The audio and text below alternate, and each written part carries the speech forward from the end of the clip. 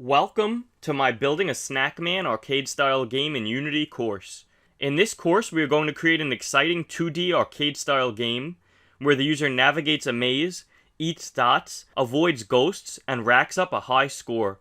If you are a programmer with basic Unity and C# knowledge looking to take your skills to the next level, then you came to the right place. We will be building the full game project you see here in this course, and I will walk you through it step by step. Section 2 of this course is downloading and installing Unity. We will download and install Unity Hub, a program that is used to download and install Unity to our computer with ease. As of Unity 2019, Unity Hub is essential in getting Unity onto our computer.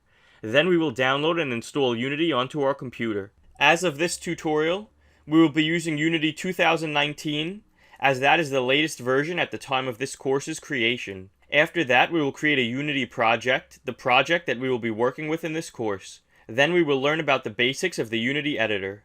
We will learn about the basics of editor navigation and UI options. After that, we will look at an overview of the project that we will create. Next, we will import the art assets that we will use for the course. These are attached to the course's resources. Section 3 of the course is Start Developing the Game. We will create the start screen, lay out the UI, and build the maze that the player and enemy AI will navigate. We will then add the dots and the power-ups to the maze, create a player chomp animation using Unity's animation tool window, and write logic to let the user control player movement through the maze. Then we will create a basic eatable class, which will provide functionality to allow the player to eat the objects that it comes into contact with. We will write code for the dots and power-ups, and then program the logic to make the player eat the dots. Then we will program the code logic which will increase the score every time that the user eats a dot in the maze. Additionally, we will code logic to save the high score across game sessions using player prefs in Unity. Finally, we will create the side portal logic that allows the user to teleport to the other side of the maze upon entering a side portal. Section 4 is coding the core game logic.